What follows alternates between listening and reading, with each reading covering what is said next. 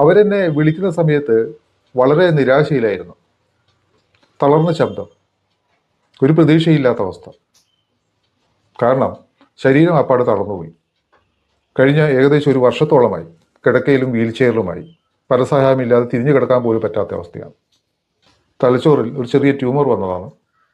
Operate ചെയ്യാൻ പറ്റാത്ത ഒരു സ്ഥാനത്തായിപ്പോയി. അതുകൊണ്ട് ഓപ്പറേഷൻ നടന്നില്ല. കണ്ണിൻ്റെ കാഴ്ച വളരെ കുറഞ്ഞു. അതിനുള്ള മരുന്ന് കഴിച്ചുകൊണ്ടിരിക്കുമ്പോൾ തന്നെ ശരീരവും കംപ്ലീറ്റ് ക്ഷീണിച്ചു, തളർന്നു. ഒരു ഹീലിംഗിന് ശേഷം ഞാൻ അവരെ കോണ്ടാക്ട് ചെയ്യുമ്പോൾ അവർക്കുണ്ടായ ചെറിയ ചെറിയ മാറ്റങ്ങൾ അവർ പറയുന്നത് കേൾക്കാം. നമ്മൾ ഹീലിംഗ് ചെയ്തിട്ട് 10 ദിവസമായി. വ്യത്യാസം ഒന്ന് പറഞ്ഞേ. വ്യത്യാസം എനിക്ക് അങ്ങോട്ടും ഇങ്ങോട്ടും തിരിയാൻ പറ്റുന്നുണ്ട്. പിന്നെ എനിക്ക് കണ്ണിന് മങ്ങല്, ഈ കാഴ്ചയിൽ കുറച്ച് വ്യത്യാസം വരുന്നുണ്ട്. കണ്ണിന് ഇപ്പൊ നല്ല വെട്ടം കാണുന്നു. നല്ല മറ്റേത് മങ്ങലായിരുന്നു. ഇപ്പൊ ദൂരെ കാഴ്ചക്കും മാറ്റം വരുന്നുണ്ട്. അടുത്ത കാഴ്ചക്ക് കുറച്ചും കൂടെ മാറ്റം വന്നു.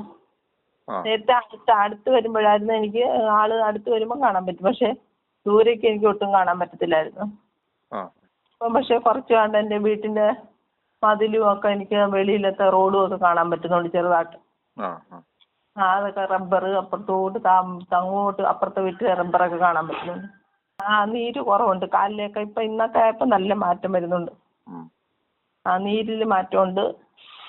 ഇപ്പൊ ശരീരത്തിന്റെ വേദന എനിക്ക് കുറവുണ്ട്. ഇപ്പൊ കസേരയിൽ എനിക്ക് നല്ല കണക്ക് ഇരിക്കാൻ പറ്റുന്നുണ്ട്. നല്ല ഇരിക്കാൻ പറ്റുന്നുണ്ട്. കൈയും കാലും ഒക്കെ നല്ലപോലെ അനങ്ങുന്നുണ്ട്.